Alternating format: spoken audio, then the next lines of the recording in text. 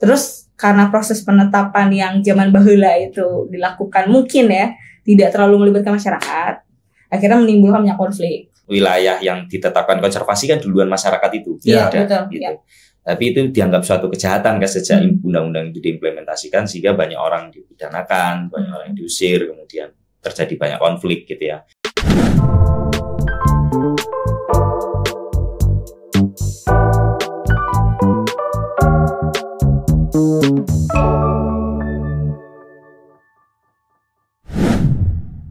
Halo Sobat Adat, apa kabarnya? Semoga sehat selalu. Jumpa lagi dengan saya, Arya Sakti Handoko di BRWA Podcast. Malam ini, malam menjelang pagi ya sebenarnya. Kita akan ngobrol soal sesuatu yang lagi happening, yang lagi hangat dibicarakan di dalam gerakan, yaitu tentang rancangan undang-undang konservasi sumber daya alam hayati dan ekosistem.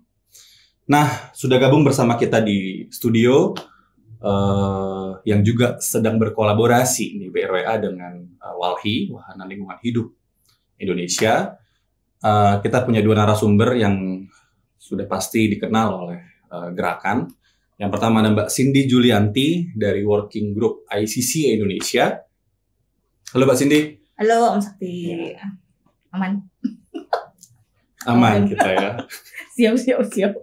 Nah, yang kedua ada Mas Satrio Ya. dari Jogja. Maksudnya dari WALHI. Asli Jogja. Asli Jogja. Nah, Jogja. Saya juga asli Jawa Timur kebetulan. Mas Satrio dulu kali ya Mbak Cindy ya. Ya. Saya mau kenalan ini. Mas Satrio di WALHI bisa cerita mungkin apa posisinya, lagi ngerjain apa. Monggo. Ya, Silakan. sebetulnya di WALHI, di Eksekutif Nasional WALHI sejak 2021 diberi mandat kepercayaan jadi manajer kajian kebijakan. Oke. Jadi lebih banyak berproses untuk proses advokasi kebijakan untuk Advokasi beberapa kebijakan. hal, dimulai dari kajian, mungkin di beberapa konteks juga sampai ke gugatan. Tapi ke gugatan GRMK misalnya atau GRNA yang berkaitan sama norma hukum sih. Jadi lagi ngikutin isu apa aja kawan-kawan WALHI? Ya tadi sebetulnya sama kayak teman-teman BRWA, teman-teman WGII di 2 minggu terakhir ini ya, pasca tanggal berapa aku tepatnya aku lupa, tapi di bulan Juni kemarin kan habis ada mini fraksi di pembicaraan tingkat pertama yang setidaknya sudah dianggap rampung gitu pembahasan RUU KSDA HE. Tinggal satu tahapan lagi sebetulnya untuk pengesahan, yaitu di pembicaraan tingkat 2 di sidang paripurna. Oke. Ya jadi lagi fokus itu Siap. aja sih WALHI. Agak di hold dulu ya itu nanti panasnya. Oh ya. Spill-spillnya udah ada nih, jadi udah makin panas ini malam menjelang pagi. Setelah kita akan sahur. Mbak Cindy nih, aduh Mbak Cindy lama nggak berjumpa, kira-kira 6 jam yang lalu. Benar. Apa kabar Mbak Cindy? Alhamdulillah Makin baik. berseri, kayaknya baru macet 3 jam. Gitu ya. Iya gitu deh. Ya gimana Mbak Cindy? Apa yang lagi dikerjain kawan-kawan WGI? Selain juga di luar yang akan kita bahas nih pastinya. Iya. Kalau WGI mungkin lagi sibuk-sibuknya dokumentasi ya. Dokumentasi praktek konservasinya. Ya masyarakat adat, komunitas lokal di penjuru Indonesia ini. Ya juga sebenarnya sama teman-teman BRWA juga kan barengan gitu. Jadi itu dokumentasi sibuknya. Untuk dimension ya. Kredit. Terus juga advokasi beberapa kebijakan lain lah soal konservasi terutama ya IPSAP gitu. Jadi kita lagi sibuk. Apa IPSAP itu? IPSAP itu dokumen perencanaan soal keanekaragaman hayati lah. Oke. Kurang lebih gitu. Jadi kita lagi coba juga intervensi di situ, tapi kurang lebih lagi fokus banget untuk memperluas jumlah dokumentasi ICCA atau AKKM. Terakhir di mana dokumentasi? Terakhir kalau saya mungkin setahun lalu, 2 tahun lalu ya. Itu kalau kawan WGI baru balik dari Riau. Dari Riau ya. Lubuk Larangan. Ya. Oke. Lagi berbalik. Oke, kalau begitu kita bisa, ini sersan aja, serius tapi santai. Ya. Kita ngobrol sebelum tidur gitu ya. Kembali ke topik kita tentang rancangan undang-undang konservasi sumber daya alam hayati dan ekosistem. KS Dahe. Nah, jangan lupa kawan-kawan, RUU KS Dahe. Gitu. Sebenarnya apa sih latar belakang atau yang dibalik mengapa undang-undang ini menjadi penting untuk dirancang dan akan saya tidak tahu diketok palu.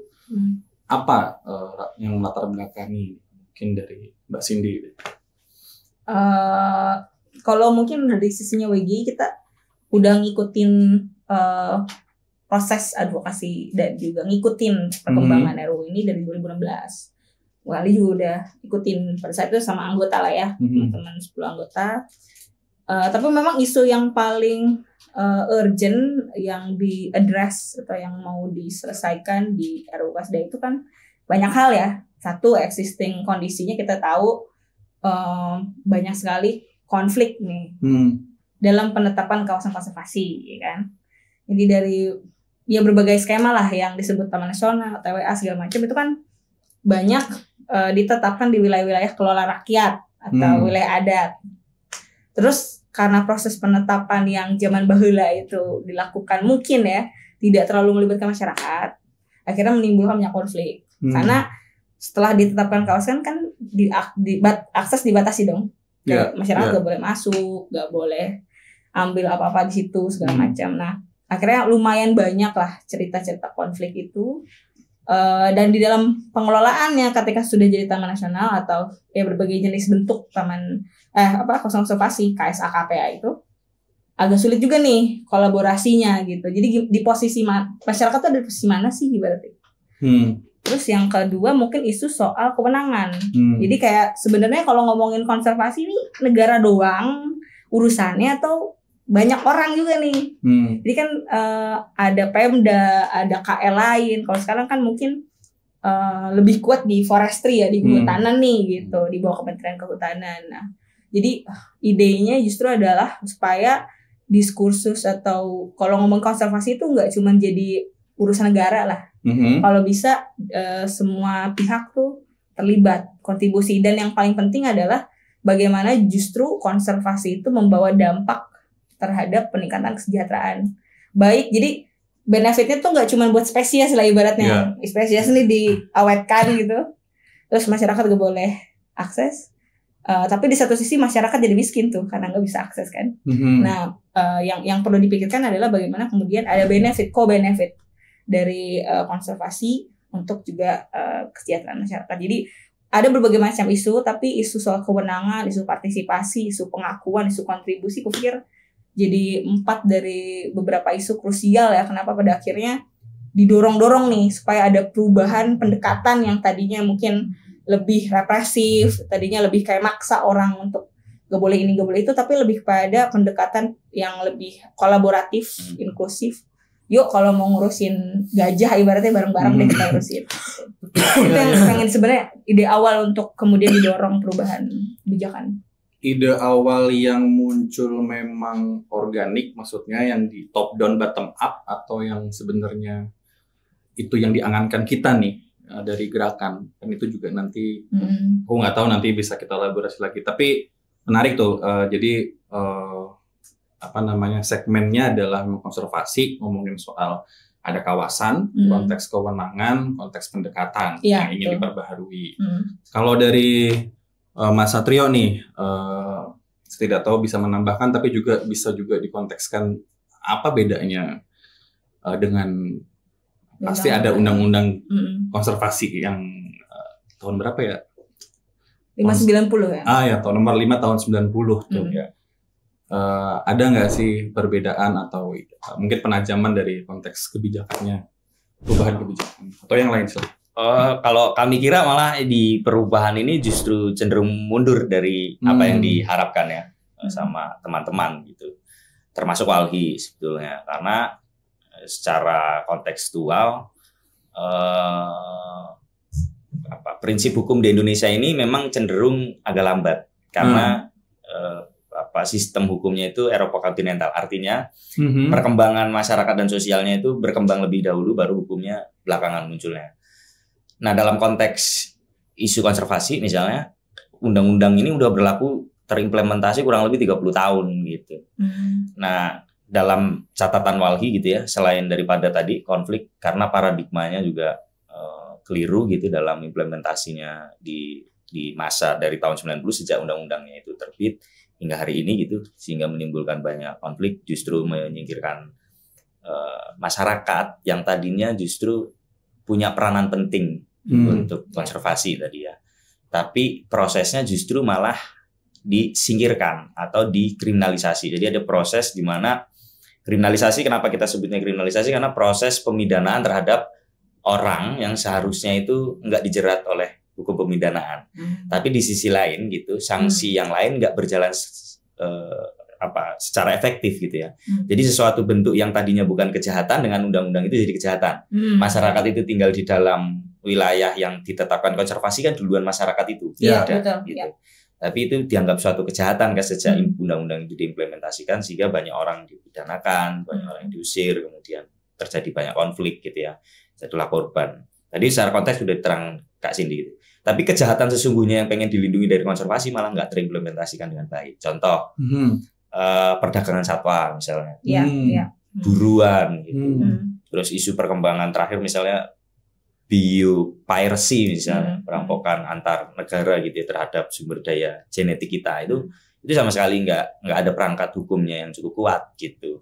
Padahal itu kejahatan yang nyata yang seharusnya itu yang dirumuskan gitu. Nah, perubahannya justru secara konteks paradigma sama sekali nggak berubah gitu. Mundur gitu. Bahkan secara konteks perluasan wilayah, penetapannya ditambah lagi misalnya yang disebut dengan areal preservasi gitu, yang mana nanti bisa jadi mencabut hak atas tanahnya masyarakat misalnya, atau malah memasukkan misalnya hutan adat menjadi bagian wilayah preservasi.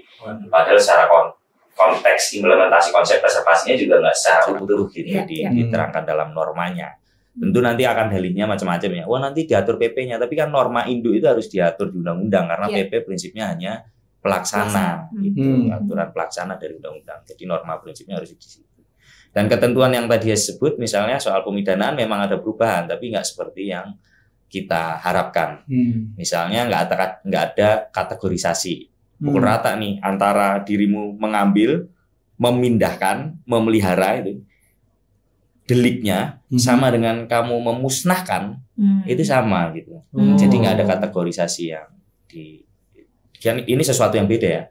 Karena masyarakat nanti bisa jadi memindahkan itu terus kena hukuman yang sama gitu dengan orang yang memusnahkan. Korporasi masuk terus musnah satu genetik kan kondisinya berbeda itu satu rantai misalnya. Spesies bisa musnah misalnya. Itu kan sesuatu yang berbeda tingkat kejahatannya misalnya. Terus kemudian pemidanaan itu meskipun sudah diperbaiki, yang terbaru kan yang korporasi itu ada sanksi minimum maksimum.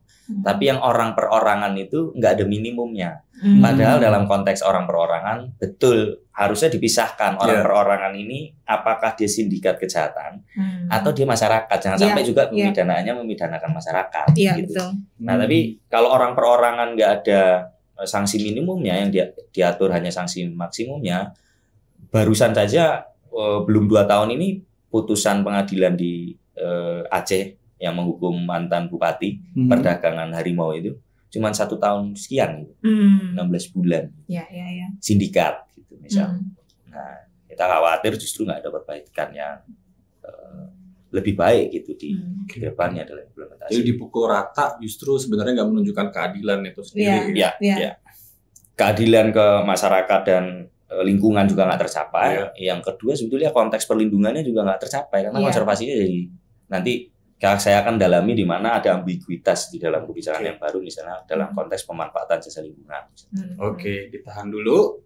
Tahan dulu ya. Tapi sebenarnya aku ingin menambahkan konteks juga yang dikatakan sama Mas Satrio tadi. Beberapa dampingan kami di Gerakan Masyarakat Adat juga ada cerita yang mirip ya, bahwa sebenarnya dia cuman datang ke kebun kopi yang sudah ada sejak sebelum Indonesia ada, bahkan di masa kolonial pun itu dihargai. Tapi kemudian ini terjadi di sedih saya. Saya juga sedih. Tapi ya jadi lucu negeri ini begitu ya. Sudah ada sebelum Indonesia ada, tapi kemudian menjadi kawasan konservasi, Taman Wisata Alam Ruteng. Itu di kawan-kawan kita di Col, di Ngkiong, di Rampas, alat perkebunannya sampai terjadi peristiwa berdarah masuk inquiry HAM. Ya padahal kalau kita lihat dari analisis spasialnya itu ada kesamaan sebenarnya. Ada kesamaan dan keberagaman juga. Ya. Ada yang sama-sama dilindungi seperti Pong dan Puar. Itu hutan yang memang dibiarkan, dilindungi oleh karena ada sekian puluh mata air di situ, bahkan dijaga sekian ratus meter tidak boleh ada penebangan. Kalau mata air atau puar itu ada di tengah kampung, tapi memang ada wilayah kelola rakyat tadi dibilang berupa kebun-kebun kopi yang sudah tumbuh dari lama gitu, yang dirawat, dipelihara sampai hari ini untuk mata pencarian. Itu sih. Jadi ini memang sesuatu yang juga kami temui di wilayah adat, dihadapi masyarakat adat, termasuk misalnya dalam konteks Taman Nasional kita bisa mencontohkan di Lorelindu, orang-orang Tobada, di Poso, Topulawi, Tolindu, di Sigi, itu hidup di dalam kawasan konservasi. Mungkin ada hal-hal yang sudah bisa dinegosiasikan posisinya, ada misalnya zona tradisional, zona pemanfaatan, tapi masih terlihat program-program yang disediakan oleh balai pengelola itu, ya tadi itu kayak menegaskan yang dikatakan, aku harus tanya lagi what is preservasi gitu kayak semacam kalau kita di ibu kota Jakarta ini konservasinya, maka Depok, Bogor itu konservasinya gitu kali ya. Jadi kayak ada layering. Nah ini juga harus mengikuti nih gitu kan. Didorong-dorong gitu ya untuk mengikuti konservasi, perilaku konservasi yang sedang diinikan oleh Taman Nasional. Nah, mungkin menarik ini, semakin menarik. Kita akan kulik-kulik lebih dalam lagi. Terutama saya pengen tahu justru sekarang dari WGII itu seperti apa sih? Ada catatan apa nih? Kita masuk kalau misalnya ngomongin soal RUU ini soal dokumen ya, soal material dan lain sebagainya. Ada catatan apa nih WGI? Kalau kita tadi sebenarnya quote yang tadi itu yang dipersoalkan ya Bang Sakti itu soal pendekatan bahwa sebenarnya kita melihat justru kayak ini loh, betapa lelahnya kita ngomongin soal persoalan konservasi itu ketika dipusatkan manusia itu sebagai ancaman buat konservasi kan gitu ya. Jadi kalau yang scientific based approach conservationnya tuh bilang bahwa ya human itu threat, human itu ancaman kan, manusia itu ancaman. Tapi nggak dipilah gitu. Manusia yang mana sih yang jadi ancaman? Padahal yang ngelola juga manusia juga. Yang ngelola manusia, yang bikin kebijakannya manusia, yang bikin kejahatannya manusia. Ya dan harus dibawa garis bawahi juga, kelola itu bisa jadi mengandung makna ambil manfaat dan melindungi. Iya, nah itu juga jadi justru yang kita capture pada akhirnya tuh ngomongin soal ancaman ini tidak ada kejelasan gitu. Manusia yang mana sih yang sedang kita bicarakan? Karena sekarang hari ini misalnya framingnya selalu bicara soal konflik manusia dan satwa. Konflik manusia dan satwa. Ada gajah masuk di kebun-kebun warga. Ada monyet ambil hasil kebun dan lain-lain ya. Kemudian bilang, oh kenapa terus manusianya ada di situ? Nah persoalannya kan siapa yang mengizinkan manusia ada di situ? Iya nggak? Terus kemudian kenapa kemudian ada gajah masuk perkebunan sawit? Pertanyaannya bukan kenapa gajahnya di situ atau kenapa ada penduduk di situ, tapi kenapa ada izin sawit di situ. Ini kan persoalan governance artinya kan.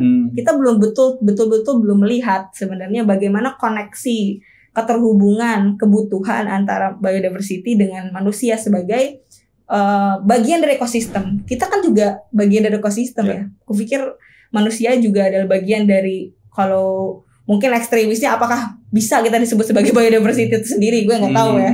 Itu tapi pada intinya kita harus involve manusia di dalam proses-proses memperbaiki itu.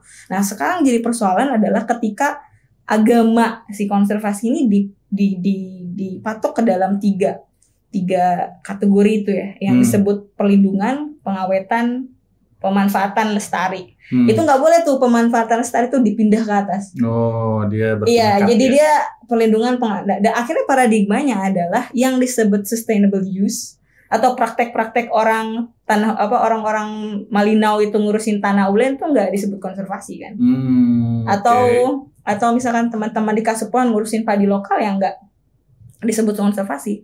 Karena paradigmanya adalah pada akhirnya konservasi itu harus bermuara terhadap existence certain populasi spesies. Tapi tidak melihat apakah kita betul-betul melihat secara keseluruhan bahwa bagaimana kualitas ekosistem yang terjaga gitu.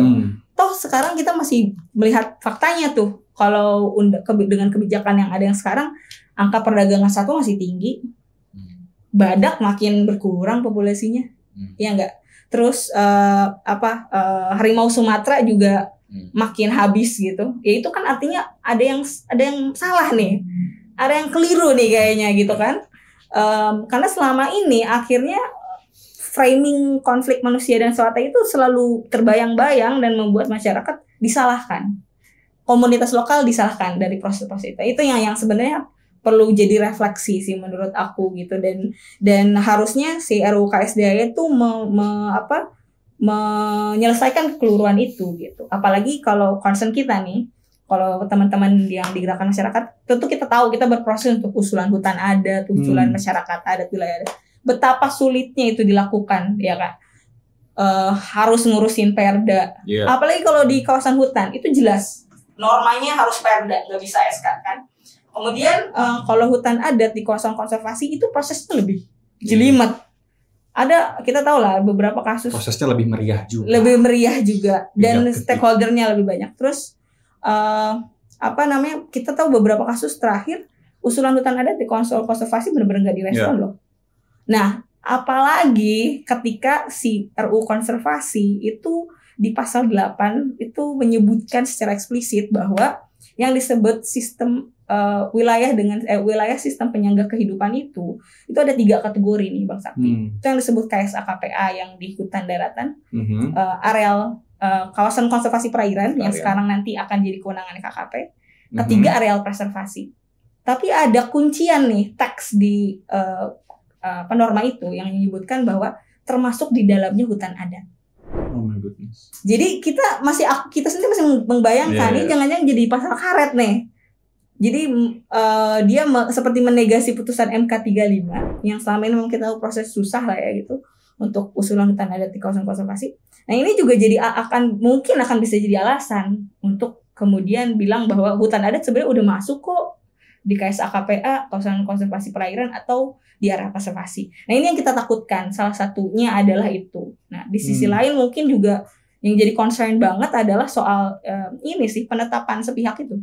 Jadi FPIC itu benar-benar nggak sih diurusin gitu. Apalagi udah FPIC-nya nggak ada, mekanisme resolusi konfliknya nggak diatur juga. Harusnya kan ada proses grievance mechanism atau proses pengaduan lah. Kalau masyarakat berkonflik tuh dia ngadunya ke siapa? Siapa yang bisa menyelesaikan konflik itu? Nah itu juga tidak diatur dalam RUU KSDA ini gitu. Itu yang kemudian ya kalau misalkan nggak ada perubahan terus kenapa mau buru-buru disahkan gitu? Kenapa harus betul-betul kalau memang perubahannya tidak radikal dan tidak mendasar ya untuk apa diubah dong kalau kayak gitu? Itu sih yang kemudian jadi catatan kita sendiri di koalisi masyarakat sipil gitu. Untuk isu masyarakat. Wah, saya harus mencerna pelan-pelan karena ini agak emosi. Ya, sabar nih sedang ujian. Interpretasinya juga harus hati-hati ya. Minum dulu nggak apa-apa. Ya. Monggo Mas Andi, mohon maaf. Bukan gimmick. Mbak ada ya ini. Monggo Mas. Diskriminasi cuma 2. Oh, minum kopi. Iya. Tapi emang benar ya sekarang terasa usulan kita untuk hutan adat di kawasan konservasi itu gitu susah sekali. Padahal dulu kita lihat kemenangan-kemenangan konservasi masyarakat adat gitu ya, seperti di Amatua Kajang, di Kasepuhan Karang, terakhir di Cyclops Jayapura. Itu sebenarnya menjadi angin segar gitu buat gerakan terutama konservasi masyarakat adat dan ini Mas yang yang perlu di-highlight, putusan MK itu tidak sama sekali membatalkan atau memberikan pelarangan terhadap usulan hutan adat di kawasan konservasi, karena itu hutan hak gitu. Jadi dia tidak terbatas sama status tertentu harusnya gitu. Dan jadi wajar gitu ketika ada usulan di kawasan konservasi yang kita tahu memang secara existing kondisi mungkin sebelum ditetapkan memang sudah bagus tuh kondisi tutupannya, kondisi biodiversitasnya dan lain-lain gitu sih. Oke. Dari Walhi sendiri, tadi melanjutkan yang Mas Satrio bilang nih soal sudah spill tadi soal materi yang dalam konteks pidana mempidanakan ini nggak ada ini ya perbedaan kategori. Lantas apa? Bagaimana Walhi memandang hal ini dan di setiap Walhi itu punya satu mimpi untuk mewujudkan keadilan ekologis. Nah, di dalam ornamen keadilan ekologis itu ada beberapa unsur keadilan yang harusnya terpenuhi. Satu misalnya keadilan rekognitif tadi yang seperti disebutkan. Harusnya tuh diakui dulu bahwa masyarakat adat itu atau komunitas lokal itu sudah memiliki pengetahuan empiriknya dalam melakukan upaya-upaya konservasi. Meskipun dalam ilmu pengetahuan modern gitu tidak diakui karena bisa jadi terminologinya berbeda. Tapi secara konsepsi sama. Misalnya tadi diceritakan ya sama teman-teman di masyarakat Dayak juga dikenal begitu kan. Misalnya wilayah adatnya ada yang dibilang belukar, ada yang dibilang gumba, ada yang dibilang himba. Himba itu kalau dalam konteks kita kan hutan lindung itu atau wilayah TN atau wilayah konservasinya. Terus kalau yang gumba sama belukar ya mungkin itu yang HPT hutan produksi terbatas gitu yang bisa dikelola dan segala macam. Nah, itu kan sebetulnya secara alur berpikirnya sebetulnya kan sudah punya konsep tata kelola plus cara konservasinya gitu ya. Tapi kan persoalannya negara nggak mengakui itu gitu, nggak mau menggali kearifannya sendiri, tapi nggak mengadopsi gaya Barat terus udah caplok aja di sini. Eropa. Yang agak menyusahkan begini, makanya sebagian teman-teman menyebutnya malah jadi undang-undang KSDA jadi undang-undang era kolonial gitu karena kebajamannya sama gitulah untuk menyamakan analoginya gitu kurang lebihnya. Plus yang kedua sebetulnya dari yang untuk mewujudkan keadilan ekologis itu ada keadilan distributif. Salah satunya distribusi ini nggak hanya manfaat ya, tapi termasuk distribusi beban misalnya. Misalnya dengan situasi bumi hari ini kan berbeda ya dengan 50 tahun yang lalu. Kita sekarang menghadapi krisis iklim misalnya. Nah, harus ada distribusi manfaat, tapi juga harus ada distribusi beban. Siapa sih yang menanggung beban paling berat atas situasi krisis iklim ini misalnya? Itu contohnya. Salah satu yang ketiga adalah keadilan prosedural tadi yang disebutkan. Banyak aspek harus berbasis hak asasi manusia, harus ada mekanisme FPIC-nya gitu, atau Padiatapa ya, sebenarnya lebih mengutamakan konsen seseorang dalam pengambilan keputusan gitu ya. Nah itu mencakup keadilan prosedural gitu.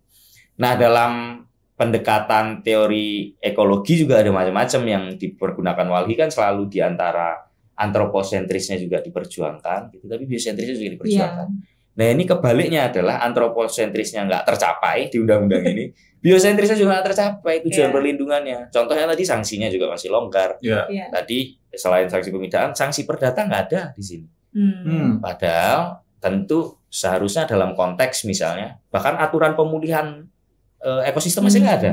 Kita kan ngomongin konservasi ekosistem, tapi ketika ada pelanggaran-pelanggaran terhadap misalnya wilayah perizinan berusaha tidak melakukan konservasi, artinya dia melanggar. Ada wilayah yang rusak, nah pemulihannya siapa yang nanggung? Biaya pemulihannya dari mana? Nggak ada ketentuan ganti rugi keperdataan. Nggak ada kontrolnya juga kayaknya. Ya, nggak ada rumusan yang cukup kuat soal keperdataan ganti ruginya gitu misalnya. Dan bahkan nggak ada ketentuan norma soal pemulihan. Kalau kita merujuknya undang-undang PPLH, perlindungan dan pengelolaan lingkungan hidup, itu ada tahapan-tahapan misalnya pemulihan yang harusnya dilakukan gitu. Nah di sini nggak ada. Nah bagaimana kalau situasi wilayah konservasi itu rusak gitu? Siapa yang memulihkan? Bagaimana tahapan pemulihannya? Itu jadi penting. Sehingga kita menganggap bahwa ini kayaknya malah jadi mundur gitu ya, diperluas wilayahnya dengan paradigma lama gitu kan. Perluasan wilayah tadi yang disebut dengan areal preservasi gitu.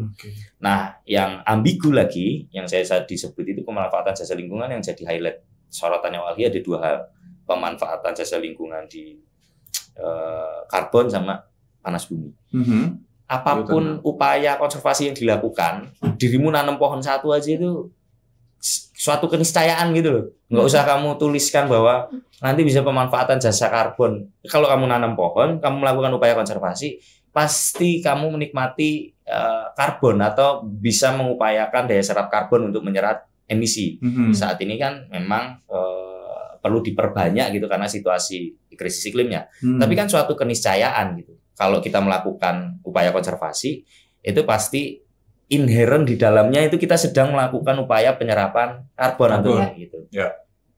Nggak perlu dituliskan karena kata jasa itu berakibat banyak hal, termasuk salah satunya adalah seolah-olah kalau jasa ini memulai nilai valuasi ekonomi yang bisa diperjualbelikan. Nah, ini jadi masalah. Dibawa-bawa ke sana. Kalau pemanfaatan jasa lingkungan karbonnya nggak dimasukkan di dalam undang-undang konservasi, emangnya dia akan merusak tujuan dari konservasi kan enggak?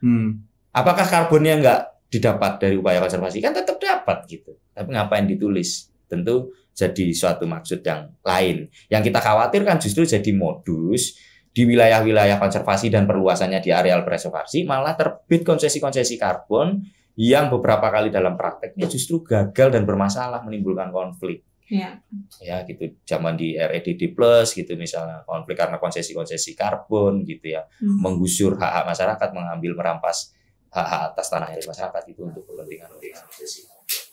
Kedua, soal pemanfaatan jasa lingkungan untuk panas bumi. Nah, ini saya nggak bisa bayangkan ini apa yang di dalam kepala pembuat kebijakan sehingga masukkan panas bumi menjadi salah satu pemanfaatan jasa lingkungan yang bisa dimanfaatkan di wilayah konservasi, gitu ya kurang lebih. Ini kan wilayah konservasi, ini konserv, dilindungi nih.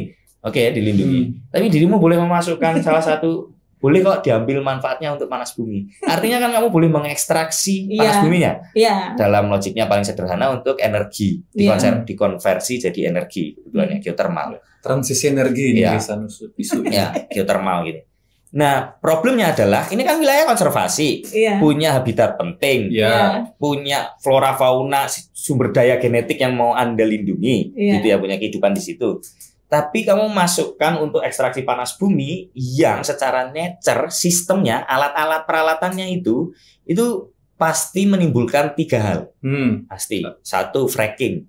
Itu gempa bumi minor. Kira-kira kalau di situ ada badak pada lari nggak itu? Ada badak ke kebun kopi. Gajah pada lari nggak itu? Kira-kira begitu tuh. Harimau pada lari nggak itu? Pasti fracking karena getar, dia kan dibor. Fracking. Apalagi binatang punya insting. Ini betul. Ini secara teknologi tuh. Secara nature nih kalau kamu mau memanfaatkan dia untuk panas buminya. Fracking pasti. Yang kedua, pasti menyebabkan pencemaran air. Karena pasti ada semburan gas beracun. Sorik Marapi misalnya, warga masyarakat aja keracunan semua. Peristiwanya berulang terjadi. Lah ini kamu bayangkan kalau itu dihirup sama harimau. Dihirup sama kera. Dihirup sama badak. Gimana ceritanya itu? Ini kita sedang mau konservasi apa sedang mau melakukan eksploitasi gitu. Yang berbahaya. Kalau nggak mau dikatakan berbahaya, beresiko cukup tinggi. Gitu ya. Itu kedua, pencemaran. Karena dampaknya pasti akan mengeluarkan semburan karena dia dibor terus keluar semburan. Gas panasnya kan yang ditangkap nanti. Yang ketiga, secara sistem itu akan menimbulkan amblesan. Jadi tanah itu pasti ambles karena dibor di sekitarnya itu pasti amblem.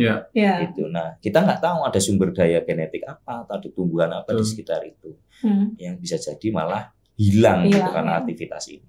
Ngapain kamu itu sedang mau konservasi apa mau sedang ngomongin kan undang-undang panas bumi ada sendiri gitu. Ngapain dimasukkan di sini? Itu gitu Mas. Jadi ambigu. Tujuannya nggak tercapai, malah cuman mau ngusirin orang pakai paradigma lama gitu. Mau menerapkan sanksi pada kejahatan yang serius juga normanya kurang satu. Yang kedua, kalaupun ada normanya nggak bisa cukup kuat untuk menjerat suatu kejahatan justru di dalam konteks perlindungan sumber daya alam hayati dan ekosistem. Gitu Mas. Geothermal ini juga lagi ada yang lagi hangat ini. Tapi aku nambahin kali ya Bang Sakti, itu memang secara eksplisit di pasal 34-nya memang disebut. Jadi 34 Kasdahe. 34 draft ya terakhir nih. Mungkin kita nggak tahu kalau itu berubah, tapi di draft terakhir yang kita terima mungkin Maret Juni ini pasal 34 itu bilang bahwa memang pemanfaatan sumber daya genetik itu bisa dilakukan di KPA dengan statusnya itu Taman Nasional, TWA dan Tahura. Tapi di blok pemanfaatan dan blok atau zona pemanfaatan. Ya. Jadi kan bayangin deh kayak sekarang udah berapa hektar tuh Taman Nasional di Indonesia. Kemudian bisa dikasih beban izin jasa lingkungan ya di TN-TN itu yang kemudian dilakukan di blok pemanfaatan. Nah, kalau ngomongin tadi aspek keadilan ya, bayangin segimana susahnya itu masyarakat untuk bisa gaining akses hanya untuk ambil sumber daya yang bentuknya damar, rotan, madu gitu ya. Harus izin bikin di aplikasi gitu kan. Harus kucing-kucingan. Iya, atau kemudian ya segitu sulitnya gitu. Jadi apalagi beban-beban sanksi-sanksi pidana yang kalau dijelaskan Bang Satrio tadi ya, yang selain unsur pidana tapi yang konteks lain misalkan pelepasan hak atas tanah juga diatur gitu. Jadi begitu jomplangnya gitu si RUU KSDA ini mengatur betul-betul kepentingan economic based interest dengan memang benar-benar bicara soal isu distribusi manfaat dan memang bagaimana kemudian KSDA atau sumber daya genetik itu bisa bukan hanya bermanfaat untuk bumi dan lingkungan gitu, tapi kemudian bisa bermanfaat juga untuk masyarakat sekitar gitu. Karena sebenarnya kan pemerintah juga pasti kewalahan ngurusin Taman Nasional, TWA yang segitu banyaknya dengan anggaran terbatas. Dan banyak cerita kegagalannya. Iya, catatannya cukup banyak. Betul, ada jumlah polhut yang mungkin sangat terbatas. Tapi kalau menggerakkan masyarakat sebagai kolaborator, partner, mereka tuh butuh dikasih edukasi aja, dikasih rekognisi, edukasi, didampingin gitu loh. Jadi giving the rights sebelum di demand gitu, diminta paksa nih, kamu harus ngelakuin apa kewajibanmu sebagai warga negara. Jadi aku melihat ya in the other way kayaknya RUU KSDA juga belum menempatkan diri sebagai salah satu kebijakan yang memberikan keadilan kayaknya, keadilan substantif, keadilan sosial ya gitu. Jadi ya begitu deh kurang lebih. Padahal contohnya sudah pernah ada tuh kolaboratif manajemen yang itu secara kebijakan ditarik juga kan, kemudian skemanya jadi kerjasama bukan manajemen kolaboratif lagi. Jadi sayangnya tidak dilanjutkan ya. Iya nggak dilanjutkan juga. Gitu. Yang lagi juga mandek nih nih. Oke, tadi soal bacaan cuacanya ini ya, kayak agak mendung lembab gitu ya, bikin sumuk gitu ya, bikin panas gitu. Saya mendengar kalau kemarin Januari bikin surat terbuka ya. Iya. Lalu kemudian apa yang sekarang ini sedang bergulir atau bagaimana respon pemerintah terhadap suara kita? Masa dulu? Yang Januari.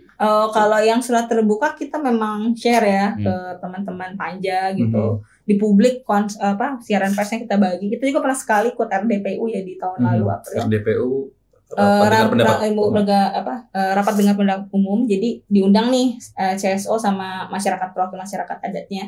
Tapi yang kami notice memang nggak ada keberlanjutan gitu dari proses itu gitu. Jadi lumayan susah kayak ajak teman-teman gitu untuk ketemu ngobrol gitu. Apalagi yang kita tahu ya, maksudnya kayak masyarakat adat itu kan punya kesulitan akses gitu. Jangankan ngomongin pengetahuan soal kebijakannya gitu. Akses internetnya aja mungkin susah gitu. Jadi aku pikir itu yang jadi lag gitu ya. Jadi proses keberlanjutan. Kalau memang komitmennya kita sama-sama mau bikin satu kebijakan yang cukup reflektif dan inklusif gitu, dan bisa kemudian justru memperbaiki norma-norma yang bermasalah, itu harusnya teman-teman yang memang paham betul soal gimana sih konservasi ini, kan masyarakat adat yang sehari-hari memang ada dengan si biodiversity itu kan gitu, harusnya lebih banyak diajak gitu. Jadi nggak ada keberlanjutan, kita nggak dapat respon resmi. Kalaupun ketemu sama beberapa pihak paling nanti jadi senyap ya setelah tapi itu. Ya apalagi gitu. Itu sih sehingga akhirnya memang kita melihat dari proses-proses itu banyak pasal-pasal usulan, bahkan kita ngasih dim ya yang eksplisit banget itu kayak pasal 1 yang benar-benar ditulis satu-satu. Itu juga belum diakomodir gitu. Jadi kita belum ada satupun hal yang menurut kami itu betul-betul diakomodir ya sama pembentuk kebijakannya. Akhirnya ya masyarakat sipil ngasih posisi menolak. Dan kemudian meminta penundaan pengesahan gitu RUU KSDA yang in which in the end of the day tetap masih berjalan proses legislasinya sampai hari ini. Jadi masih berjalan dan pasti akan diketok. Sudah pasti akan diketok. Katanya sih gitu dalam waktu di pembicaraan tingkat 2 ya. Iya katanya di bulan Juli ini lah. Iya bulan Juli ini wah. Bulan ini. Jadwal kita harus kawal bareng-bareng kawan-kawan. Iya betul. Nah sekarang nih bakal diketok nih dengan ternyata DIM dan kontribusi dari kawan-kawan yang belum tahu diakomodir apa menjejak atau tidak, diakomodir apa tidak. Kalau ini diketok dengan versi yang tadi kita bicarakan gitu ya, tanpa mengakomodir usulan kawan-kawan, apa langkah selanjutnya? Iya, itu juga masuk dalam proses kan. Tentu kalau ditanya proses selanjutnya mau ngapain, terus kemarin prosesnya udah apa aja, itu kan sangat bergantung ya, karena kan prosesnya bukan di kita sesungguhnya. Nah, ya mending kalau prosesnya itu terang terus terang gitu misalnya. Kadang juga gelap soalnya kita minta dokumennya, draftnya gitu kadang hilang muncul kan, sempat berubah cukup masif ya dari tahun 2022 gitu, 2023 terus masih perubahannya terus berubah seperti apa, jadi kami pun sempat ketinggalan, terus kesulitan ngakses dokumen apa ini. Bahkan kita ini yang di Jakarta, teman-teman masyarakat sipil, apalagi konstituen langsung, misalnya masyarakat adat, komunitas lokalnya nggak bisa bayangkan kalau dia mau akses dokumennya aja sulit, bagaimana dia mau mempelajari misalnya. Gitu. Terus apa yang ditanyakan kemudian, apa yang kamu mau lakukan terhadap ini ya tetap sulit ya gitu. Tiba-tiba kemarin udah pembicaraan tingkat 1, terus tiba-tiba dibentuk ini fraksi yang pada prinsipnya setuju dan dibawa untuk di pembicaraan tingkat 2 gitu. Nah, tapi di dalam peraturan DPR kan masih bisa ditarik ya sebetulnya. Di pembicaraan tingkat kedua itu, asal ya fraksi-fraksi misalnya ada yang mengusulkan untuk penarikan dengan beberapa argumentasi. Ya kita berharap ada beberapa fraksi yang mau mendengar gitu terhadap usulan ini. Atau yang kedua kan undang-undang itu harus persetujuan bersama DPR. Ya mau nggak mau Presiden harus buka telinga untuk mendengar soal ini, karena ini benar-benar perlu direview kembali. Jangan-jangan RUU perubahan yang terbaru ini bukan bertujuan untuk melakukan sungguh-sungguh konservasi. Kita khawatir tujuan konservasinya gagal, malah ngusirin banyak masyarakat, memidanakan masyarakat jadi miskin, tujuan konservasinya nggak tercapai, kan semua jadi rugi malah. Nah, plus tadi dengan banyak catatannya gitu ya, bahkan bisa mencabut atas tanah di area reservasi dan lain-lain gitu. Dan pasti ya kita khawatirkan sih jangan sampai lah konflik-konflik berulang, itu satu, dalam penetapannya nggak berbasis hak manusia pasti akan berulang. Yang kedua, meluas, karena kan diperluas ini nggak hanya di wilayah konservasi tapi ada area reservasi. Nah, itu masih karet ya, diikat gitu. Nah, kalau ditanyakan apa, ya ini kesempatannya di pembicaraan tingkat 2 ditarik kembali usulannya, masih bisa diharapkan. Ya berdasarkan peraturan DPR jelas masih bisa itu ditarik kembali, karena kita pada prinsipnya juga mendukung adanya perubahan, tapi perubahan yang bagaimana, ayo kita duduk bersama gitu. Gitu, ayo kita bahas gitu, kalau perlu ya diajak konstituennya, masyarakat adat, komunitas lokal yang selama ini punya upaya konservasi bahkan hidup beranak cucu di wilayah yang sudah ditetapkan konservasi sama negara. Dan jangan jadi token nggak sih? Iya, dan jangan hanya token, tapi lebih ke partisipasinya lebih bermakna ya. Nah, itu bisa diajak karena cukup kompleks ya, dengan perkembangan macam-macam. Bahkan ada konvensinya juga, mungkin sudah sangat berkembang ya. Bahkan masyarakat adat diakui juga kan di konvensinya sebagai pihak yang melakukan konservasi. Saya kira perlu banyak perubahan gitu, dan sangat kompleks. Yang kami usulkan justru merumuskan jadi undang-undang baru gitu. Jadi paradigmanya berubah sekalian gitu. Nggak hanya RUU perubahan. Ini kan RUU perubahan aja, revisi. Beberapa pasal yang direvisi gitu. Paradigmanya yang diubah sebelum undang-undangnya. Betul, karena ini lebih kompleks, sudah 30 tahun. Jauh lebih berkembang, situasi bumi sudah nggak sama lagi.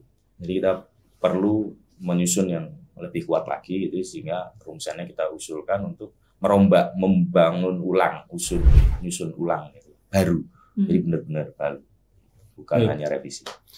Itu harapan yang sedang diterbangkan ya. Semoga. Kalau Wali udah minta presiden, udah menyurati presiden untuk menarik di saat kan harus persetujuan bersama tuh. Jadi presiden kan bisa nolak. Bisa menarik gitu, punya hak itu. Kita tunggu kemana akan melangkah. Mana tangan Tuhan akan menetapkan ya, mau nggak mau. Mungkin ada pesan terutama setiap pemerintah, masyarakat adat dan lokal di sekitar kawasan konservasi. Silahkan Mbak Cindy atau kalau mungkin dari aku ini kali ya, aku ingat banget ada satu prof lah, mungkin aku nggak bisa sebut, tapi dia bilang kayak sebenarnya kita harus menemukan konservasi khas Nusantara itu yang kayak gimana sih gitu.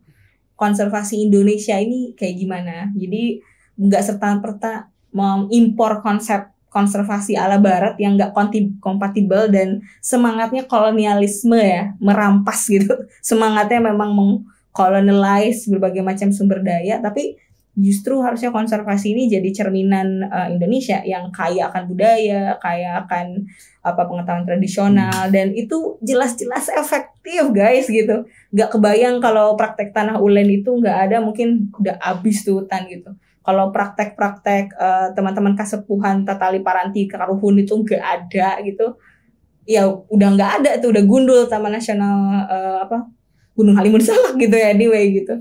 Ya itu adalah bentuk bukti empirik tuh, fakta yang betul-betul empirik bahwa konsep konservasi yang selama ini dipertahankan dengan berbagai macam pasang surut yang dilakukan masyarakat adat ya gitu, karena berbagai macam tantangan yang mereka terima ya, mungkin Bang Sakti secara antropolog lebih paham gitu ya, tantangan mereka sebagai satu identitas tuh direduksi betul-betul habis gitu ya, sebagai satu entitas gitu. Itu tetap bisa gitu bertahan menghadapi berbagai macam ancaman. Ketika COVID dia tetap bertahan gitu ya. Ketika berbagai macam alih fungsi lahan dan lain sebagai macam datang ke wilayah adat itu, mereka tetap bisa ada sampai hari ini. Dan aku pikir ya ini yang justru daripada ribet-ribet mikirin ada bentuk lagi konsep areal konservasi, ini dulu nih gitu. Ini dulu yang kemudian kita encourage betul-betul, target globalnya ada untuk mengakui itu, Indonesia adalah party, udah nggak ada alasan deh gitu. Kayaknya untuk enggak mengadopsi satu konsep yang memang kita sudah punya ini menjadi norma yang disebutkan dalam kebijakan yang kemudian akan direference sama orang se-Indonesia gitu. Itu sih Bang Sakti. Ya pada prinsipnya sih bangsa yang besar itu sesungguhnya bangsa yang tidak malu untuk menunjukkan jati dirinya yang sesungguhnya gitu ya. Nah, jati diri itu terlihat dari bagaimana cara para pemimpinnya itu berpikir gitu, atau orang-orang di dalamnya itu berpikir, dan dari pikiran itulah mewujud dalam bentuk perilaku kan gitu. Makanya masyarakat kita disebut masyarakat timur, tentu punya ciri khasnya sendiri-sendiri. Termasuk dalam kehidupan tata kelola, termasuk di dalamnya sumber daya alam, termasuk dalam konteks ini wilayah konservasi, ya seharusnya sudah saatnya kita itu menggali ilmu dari para leluhur kita, gitu, mengakui jati diri bangsa kita ini punya konsep sendiri, gitu, daripada hanya sekedar copy paste yang bisa jadi nggak kompatibel sama sekali gitu dengan bangsa ini. Gitu.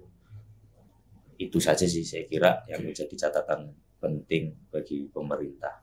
Iya, terima kasih. Ini Mas Satrio, Mbak Cindy, sama Mas Sakti, soal paradigma menemukan konsep konservasi Indonesia, mengilmukan kearifan lokal menjadi, siapa tahu ada bikin buku konservasi Nusantara. Itu menarik itu.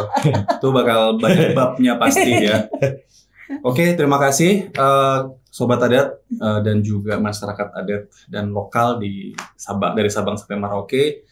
Kita sudahi dulu podcast pada dini hari ini. Semoga tadi bisa memberikan pencerahan bahwa ada yang sedang dikawal, digerakkan, dan semoga pemerintah juga mendengar suara-suara dari gerakan untuk tadi harapannya kita bisa duduk bersama, kebijakan ini bisa susun ulang dan agar membawa perubahan yang lebih baik. Adil Lestari. Kalau orang Dayak bilang adil katalino pacuramin kasaruga basengan ke jubata. Adil ke sesama, bercermin ke surga, memusatkan diri kita kepada Tuhan. Oke, sampai jumpa lagi di podcast BRWA selanjutnya. Ini edisi kolaborasi dengan Walhi. Salam Adil Lestari. Lestari.